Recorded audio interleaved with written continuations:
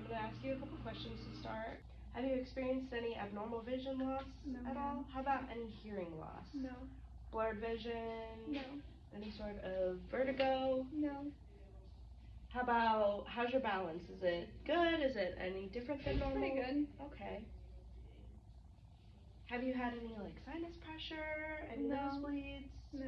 Okay, how about, I know this is a weird question, but have you had any bad breath lately? I don't think so. Or any loose teeth? No, ma'am. Okay, thank you so much. Next, you would assess the symmetry of their face. So this would be the facial expressions test with the facial nerve. So I'm gonna have you smile for me, and then frown, and then scrunch your eyebrows. Okay, perfect. So here you would palpate the lymph nodes. So you're gonna do the preauricular, which is right here in front of the ears, and the postauricular, which is back here. The occipital, which is back here on the back of the head. So you're going to do the anterior and posterior cervical, which is right here and back here, and then the supraclavicular, which are right around here. And so those should be mobile and about a pea-sized shape. Here you would start your inspection of the eyes. So you would have them do the extraocular movements where they follow your finger.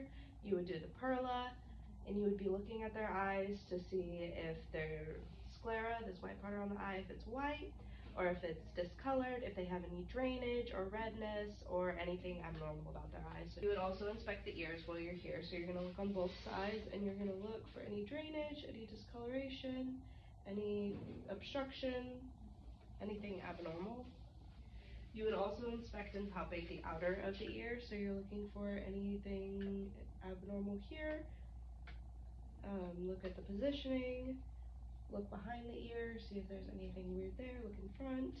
Her ears look good. You would also, throughout this assessment, be looking to see if their hearing is normal, if they're having to read your lips, if they're having to say what a lot and have you repeat things a lot, or if they have effective hearing. And then here you would go and do the whisper test. So I would stand behind her, have her occlude the ear that I'm not testing, and then whisper the series of letters or numbers, and have her repeat them back to me.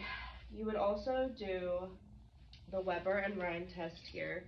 So with the tuning fork, you would do the Weber test and the Rhine test.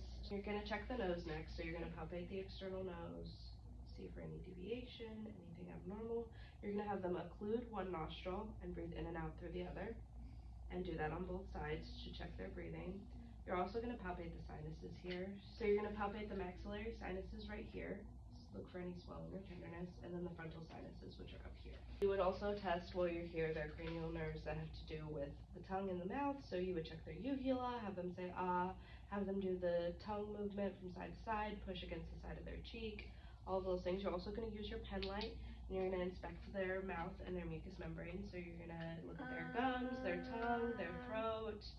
All of that looks normal. It should be moist and pink with no sores. You're also going to assess the health of their teeth and their gums. If they have dentures, you would have them remove them so that you could take a look at their gums accurately.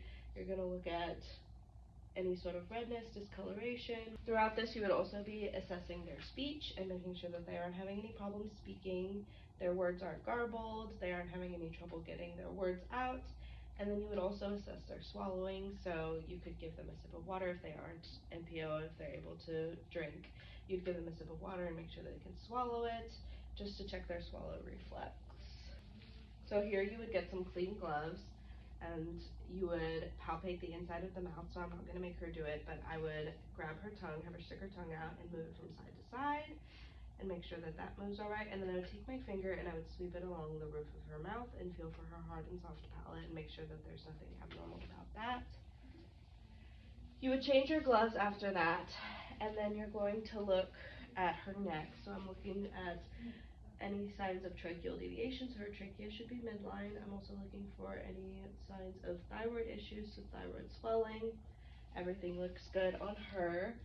And here you would test the cranial nerve exams that have to do with her neck and her shoulders. So you would do the shoulder test where you put your hands on her shoulders, have her shrug. You also put your hands against her face and test the range of motion of her neck against resistance.